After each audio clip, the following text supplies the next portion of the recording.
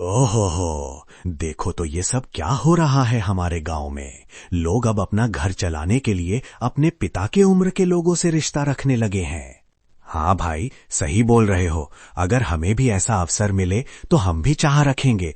हम भी तो रोजगार वाले लड़के हैं, पता नहीं हमें कब मिलेगा ऐसा अवसर। एक रात पहले गांव शांति नगर की सर्द हवा उस दिन कुछ अलग ही थी।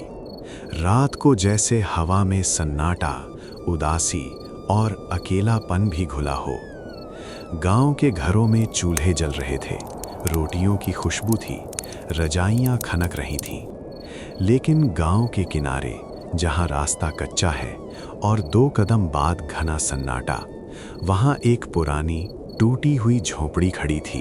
उसी झोपड़ी में रहती थीं 2 बहनें, बड़ी बहन रानी और छोटी बहन सीमा। दोनों बहनें मिट्टी के बर्तन बनाकर जैसे तैसे अपना पेट पालते थे। उनकी झोपड़ी में दीवारें थीं लेकिन सुरक्षा नहीं, छत थी लेकिन मजबूती नहीं थी, 2 कंबल थे लेकिन ठंड अब भी शरीर चीरती थी। दीदी देखो ना, देखो मेरी उंगलियां नीली हो गई हैं। ऐसा लग रहा है जैसे कोई बर्फ का सांप मेरे हाथों पे लिपट गया हो। दीदी मुझे बहुत डर लग रहा है। अगर रात और ठंडी हो गई तो क्या होगा? क्या हम सो पाने लायक भी बचेंगे? सीमा सुन, मैं हूं ना। जब तक मेरे शरीर में सांस है मैं तुझे कुछ नहीं होने दूंगी। हमने इससे भी बुरे दिन देखे हैं। याद है जब माँ और बापू चल बसे थे, उस दिन लगा था कि दुनिया खत्म हो गई, लेकिन हम खड़े रहे थे ना, तो आज भी खड़े रहेंगे। पर दीदी उस दिन हमारे पास सुरक्षित घर था, लोग थे हमारे साथ, लेकिन अब तो बस ये टूटी झोपड़ी है। हवा अंदर आ रही है, जमीन ठंडी है और कंबल हमारे बीच भी पूरा नहीं होता। घर दीवारों से नहीं होता, घर उस इंसान से होता है जिसके साथ बैठकर डर बांट सको, और वो मेरे लिए तू है। हमारा घर ये झोपड़ी नहीं, तू है, समझे? वो तो है ही दीदी, लेकिन मैं कभी कभी ये भी सोचती हूँ कि अगर भगवान हमें देख रहे हैं तो वो हमें ऐसी ठंड में अकेला क्यों छोड़ देते हैं? हमारे साथ क्यों कभी चमत्कार नहीं करते? शायद भगवान भी चाहता है कि हम मजबूत बने। कभी कभी वो हमें दुनिया की बुराई दिखाता है ताकि हम समझ सकें किसका साथ असली है और कौन सिर्फ बुरे नजर का भूखा है। हम अकेले नहीं हैं सीमा, हम बस परखे जा रहे हैं। दोनों बहनें बहुत मुश्किल से अपना जीवन बिता रही थीं। उनके माता पिता के गुजर जाने के बाद उनके जीवन में बहुत सी कठिनाई आ गई थी, और अब ये ठंड का मौसम भी उनके लिए एक चुनौती थी।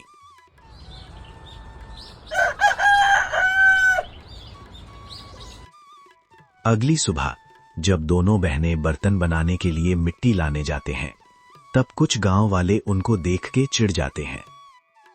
अरे देखो देखो, फिर से ये अनाथ बहनें गुजर रही हैं। कपड़े फटे, बाल उलझे, आंखों में रोना, अजीब ही बोझ है गांव पर। उन्हें देखते ही पूरा दिन बेकार जाता है। कितने मनहूस हैं ये दोनों। इनसे दूर रहो, इनकी किस्मत खराब है। जिसके पास माँ बाप तक न बच पाए, उनकी तकदीर भला किसी और को क्या देगी? पता नहीं इन मनहूसों को मुखिया जी ने गांव में रखा ही क्यों है। दोनों बहनें गांव वालों की बात सुनकर उदास हो जाती हैं। उनकी बातों में सच कम, जहर ज्यादा था। दोनों बहनें उनकी बातों को फिर अनसुना करके अपने काम के लिए निकल गईं। लेकिन उनके गांव में एक जहर से भी जहरीला आदमी था, सेठ धर्मपाल।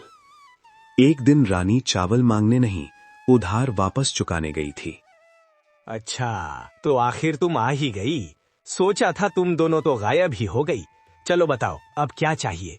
धर्मपाल जी, पिछले महीने का उधार चुकाना था, लेकिन हम पूरी रकम नहीं ला सके। थोड़ा समय और दे दीजिए। हम अच्छी जगह तलाश रहे हैं जहां हम अपने बर्तनों को अच्छे दाम में बेच सके। अरे ये बर्तन बेच के कितना ही कमा लोगी, और तुम दोनों कितना कोशिश करती हो अपना घर अच्छे से चलाने की, लेकिन कोशिश सही दिशा में भी तो होनी चाहिए। तुम चाहो तो मेरे घर आ सकती हो, काम भी मिलेगा और रात की ठंड भी नहीं लगेगी। धर्मपाल जी, काम दिन में होता है, रात में कैसा काम कराएंगे आप? क्या बोलना चाहते हो? समझदार लड़की हो, सब समझती हो।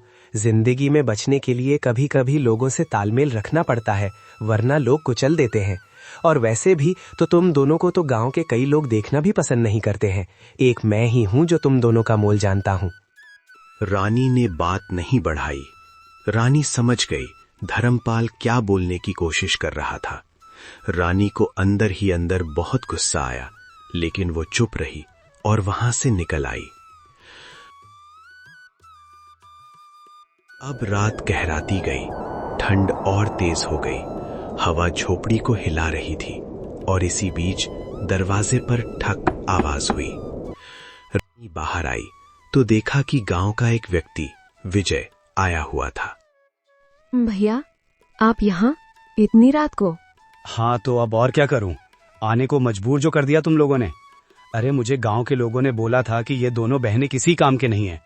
फिर भी पता नहीं क्यों मैंने किसी की बात नहीं सुनी और तुम दोनों से काम करवाया। विजय की आवाज सुनकर सीमा भी बाहर आ जाती विजय है। भैया, आप इतना नाराज क्यों हो रहे हैं?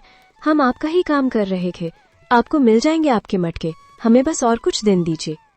हाँ भैया, आपने हमसे मटका खरीदने को सोचा, ये हमारे लिए खुशी की बात है। लेकिन मटके इतनी जल्दी कैसे बनेंगे? दिन में ज्यादा धूप नहीं निकल रही है।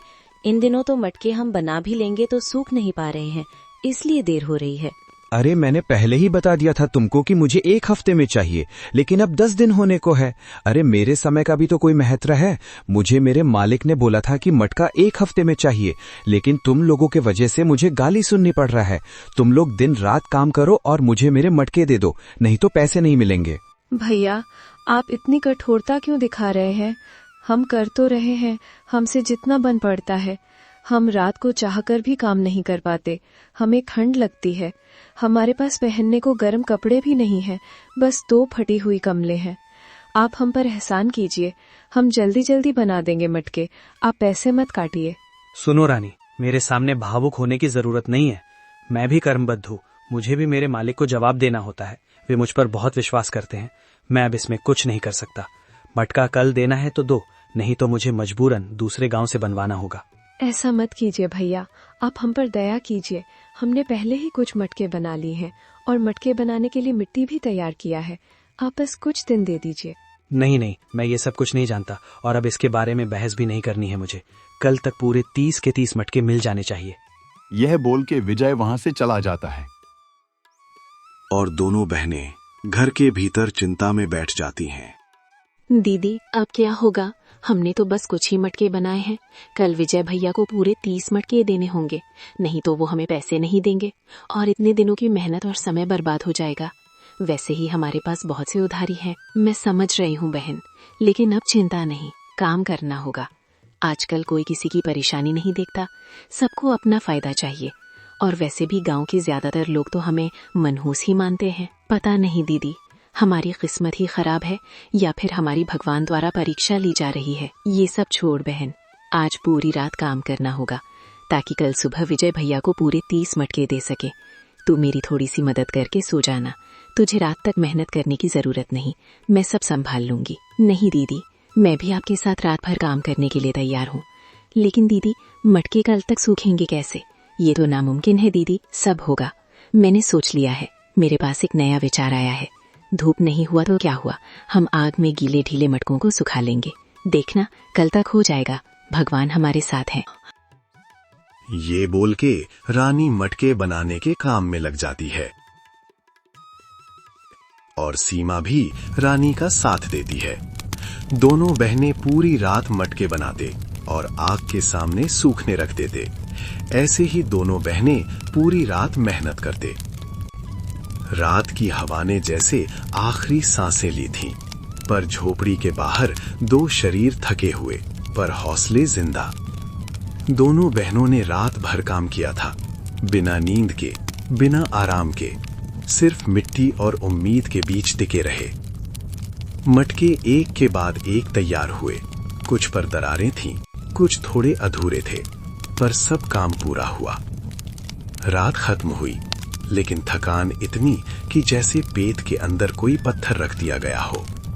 रानी और सीमा एक दूसरे का सहारा बनकर बैठी थीं।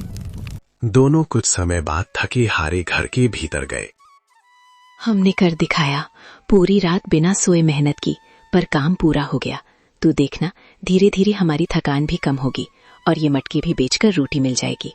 तू थोड़ी देर बैठकर तबीयत संभाल ले, मैं आग को अब बुझा देती हूँ। दीदी, मेरे हाथ थक गए हैं, सीना कुछ भारी सा लग रहा है, पर आपके जज्बे और तरकीब से हमने मटके तैयार कर लिए। अब बस विजय भैया को मटके देके उनसे पैसे लेके उधारी चुकानी है, और जो पैसे बचेंगे वो घर के काम आएंगे। हाँ बहन, ये तो है, लेकिन ये अकेले मुझसे संभव नहीं था। अगर तू नहीं होती तो मैं कुछ नहीं कर पाती। लेकिन बहन, तू कमजोर सी दिखाई दे रही है, तू पहले आराम कर, मैं जल्दी लौटती हूँ। अपनी दीदी के कहने से सीमा थोड़ा चारपाई पर लेट गई और उसने आंखें बंद कर ली, पर नींद नहीं आई। उसका चेहरा पीलापन लिए था, जैसे चेहरे से रंग ही उड़ गया हो। वो खुद को झकझोर कर लेती रही, क्योंकि बेचैनी सी हर पल बढ़ रही थी। सूरज की किरणें अब तेज हो चुकी थी, पर दोनों बहनों के अंदर सर्दी अभी भी ज्यों की त्यों थी। ठंडी हवा जैसे सीमा की हड्डियों में उतरती जा रही थी। रानी ने सारे मटके एक जगह रखा और विजय का इंतजार किया। कुछ समय बाद विजय एक आदमी को लेकर आया और रानी को पैसे दे दिए। रानी, मैं अभी ये ले जा रहा हूं, लेकिन अगर मटके ढीले लगे तो मुझे मालिक से डांट पड़ सकता है, तो इसलिए मैं पहले ही बोल रहा हूं, अगर कुछ गड़बड़ हुआ तो पैसे वापस करना होगा।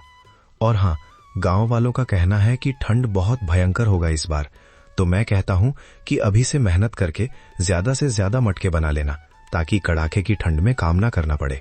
विजय भैया, मटके हमने बहुत अच्छी मिट्टी से बनाई हैं और बहुत समय लगाकर हमने मटकों को अच्छे से सुखाकर मजबूती दे दिया है, तो आप परेशान मत होइए। और धन्यवाद, आपने हमसे मटके खरीदे और हमारे बारे में सोचने के लिए। मैं भी सोच रही थी ज्यादा ठंडी आने से पहले ज्यादा से ज्यादा मटके बना लूं। अगर आपको और कभी मटके चाहिए तो आप जरूर से बोलना भैया। रानी की बात सुनकर विजय वहां से चला जाता है। रानी जब घर के अंदर जाती है तो देखती है कि सीमा की सांसें अब अनियमित होती जा रही थीं। तेरी तबीयत तो और भी बिगड़ रही है। कल रात के ठंड की वजह से तुझे सर्दी लग गई है। रात भर खुले आसमान के नीचे थे हम, शायद इसीलिए ये हुआ है। मैं जाके वैद्य राजन से तेरे लिए दवाई ले आती हूँ। नहीं दीदी, मैं ठीक हूँ, मुझे दवाई की जरूरत नहीं है। दवाई में बेकार पैसे खर्च करने की कोई जरूरत नहीं है। मैं 1-2 दिन में ठीक हो जाऊंगी। रानी का मन नहीं मान रहा था, लेकिन फिर भी गरीबी के हालात के मारे वो सीमा की बात मान लेती है और दवाइयों में पैसे खर्च नहीं करती है। लेकिन दिन बीतते ही शाम को सीमा की ठंड और बढ़ती गई। उसके होंठ नीले पड़ने लगे। रानी ने तुरंत उसके माथे पर हाथ रखा, बुखार की गर्मी को ठंडा करने की कोशिश करते हुए। सीमा, बोलो कुछ, मेरी आंखों में देख, क्या तुझे तेज बुखार है? बता, क्या तुझे दर्द हो रहा है? दीदी, सिर में आग सी जल रही है, लेकिन शरीर में ठंड और ज्यादा लगती है। मुझे बहुत ठंड लग रही है, मेरे दांत कट-कट कर रहे हैं और शरीर बहुत दर्द कर रही है। ठीक है, मैं ठीक कर दूंगी, तू यहाँ बैठ, मैं पानी गर्म करके लाती हूँ, थोड़ा मालिश कर दूंगी और फिर मैं वदे राजन को बुला लाऊंगी। तू बस थोड़ा सब्र रखना, और अगर वदे राजन घर में ना भी मिले तो मैं किसी से मदद मांगकर भी दवा लाऊंगी। कोई भी कीमत चुकानी पड़े मैं चुकाऊंगी। रानी की आंखों से आंसू छलक आए, पर उसने हिम्मत नहीं हारी। वे लोग कम उम्र के और ज्यादा पढ़ी लिखी नहीं थी, तो इसीलिए उनको बुखार को कम करने के लिए क्या क्या करना होता है वे नहीं जानते थे। ये बोल के रानी जल्दी जल्दी रात को ही बिना ठंड की परवाह किए वैद्य राजन के घर उनको बुलाने जाती है। रानी की किस्मत अच्छी थी कि वैद्य राजन घर पर ही थे, और जब कुछ समय बाद वैद्य राजन को रानी अपने साथ ले जा रही होती है, तब गांव के कुछ बिगड़ैल युवक उनसे गलत व्यवहार करते हैं। ओहो, देखो तो ये सब क्या हो रहा है हमारे गांव में। लोग अब अपना घर चलाने के लिए अपने पिता के उम्र के लोगों से रिश्ता रखने लगे हैं। हाँ भाई, सही बोल रहे हो। अगर हमें भी ऐसा अवसर मिले तो हम भी चाह रखेंगे। हम भी तो रोजगार वाले लड़के हैं, पता नहीं हमें कब मिलेगा ऐसा अवसर। अरे और रोजगार वाले पुरुषों, तुम लोगों को शर्म नहीं आती है क्या, किसी की मजबूरी ना समझ के किसी पर गलत इल्जाम लगाते हुए? अगर मेरी जगह तुम्हारी बहन होती और वो भी मुश्किल हालत में होती तो क्या उसे भी ऐसे ही बोलते? क्या यही सिखाया है तुम्हारे घर वालों ने? रानी की ऐसी बातें सुन के दोनों युवक शर्म के मारे चुप हो गए और रानी और वैद्य फिर से रानी के घर की ओर निकले। कुछ समय बाद जब वैद्य और रानी घर पहुंचे, तब सीमा की हालत बुखार के चलते बहुत खराब हो गई थी। वैद्य जी ने तुरंत सीमा को देखा और उसे कुछ दवाई पिला दी और कुछ दवाई आगे के लिए दे दी। बेटी रानी, तू अब चिंता मत कर। तेरी बहन अब जल्दी ठीक हो जाएगी। बस उसे ज्यादा ठंडी लगने मत देना और कुछ दिन तक गर्म पानी ही पिलाना। आपका बहुत बहुत शुक्रिया वैद्य राजन जी। अगर आज आप नहीं होते तो क्या होता। आपने आज बहुत बड़ा उपकार किया है मुझ पर। आप बताएं, आपके कितने पैसे हुए? अरे नहीं बेटी, मैं तुमसे पैसे नहीं ले सकता। मुझे पाप की भागीदारी मत बनाओ। तुम दोनों बड़े मुश्किल से तो अपना पेट पाल रहे हो, तो मुझे पैसे देने की कोई जरूरत नहीं है। तुम दोनों गांव की बेटियां हो, तो मेरी भी बेटी जैसी ही हो। और हाँ, आज मुझे तुम्हारा साहस देख के बहुत अच्छा लगा। कैसे तुमने आज उन बिगड़ैल युवकों को सबक सिखाया। वे लोग हैं ही उस काबिल। तुम बहुत साहसी हो और ऐसे ही साहस से अपने और अपने बहन का साथ बनाए रखना। आपका बहुत बहुत धन्यवाद वैद्य राजन जी। आप जैसे लोगों की वजह से ही तो इस गांव में रहने में अच्छा लगता है, नहीं तो हमें तो बहुत से लोग देखना भी पसंद नहीं करते। चलिए वैद्य राजन जी, मैं आपको आगे छोड़कर आती हूँ। नहीं नहीं, मैं चला जाऊंगा। तुम बस अपनी बहन का ध्यान रखो और हाँ, उसे ठंड लगने मत देना। वैद्य वहां से चला जाता है। रानी ने सीमा को अपना कंबल भी ओढ़ा दिया और रसोई में खाना बनाने के लिए चली जाती है। कुछ समय बाद रानी सीमा के लिए खाना लाती है। दीदी, तुमने मेरी जान बचा ली है। मैं डरी गई थी। पता नहीं अचानक से क्यों इतना तबीयत खराब हो गई थी। मेरा तो जैसे शरीर टूटने को दौड़ रहा था। धट पगली, बुखार से भला किसी की जान जाती है क्या? तू बेकार में ही डरती है। अब तो ठीक हो जाएगी। बस थोड़ा शांत रह और खा पी ले। ठीक है दीदी, लेकिन ये बताओ कि दवाइयों में पैसे कितने गए और किराने की दुकान की उधारी चुकाने लायक पैसे बचे या नहीं? दीदी, तू ये सब चिंता मत कर। वैद्य राजन ने पैसे नहीं लिया और अब से मैंने सोचा है कि तू ठंड में ज्यादा काम नहीं करेगी। तुझे बहुत जल्दी सर्दी लग जाती है और तू ऐसे ही बीमार पड़ जाती है। तू ऐसे बीमार पड़ती है तो मेरा दिल कांप उठता है बहन। हमारे पास ज्यादा ठंड के कपड़े भी नहीं है, एक रजाई भी नहीं है जो कि हम उसे ओढ़ के काम कर सके।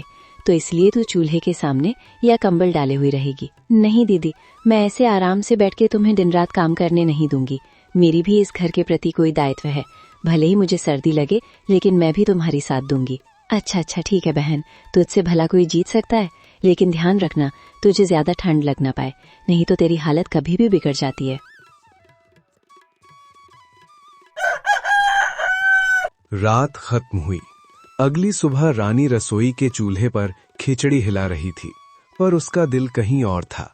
उसको अपनी बहन के लिए अब भी चिंता हो रही थी। कुछ ही देर बाद ठक, दरवाजे पर दस्तक गूंजी। सीमा चौंकी। रानी ने जल्दी से पल्लू सीधा किया और दरवाजा खोला।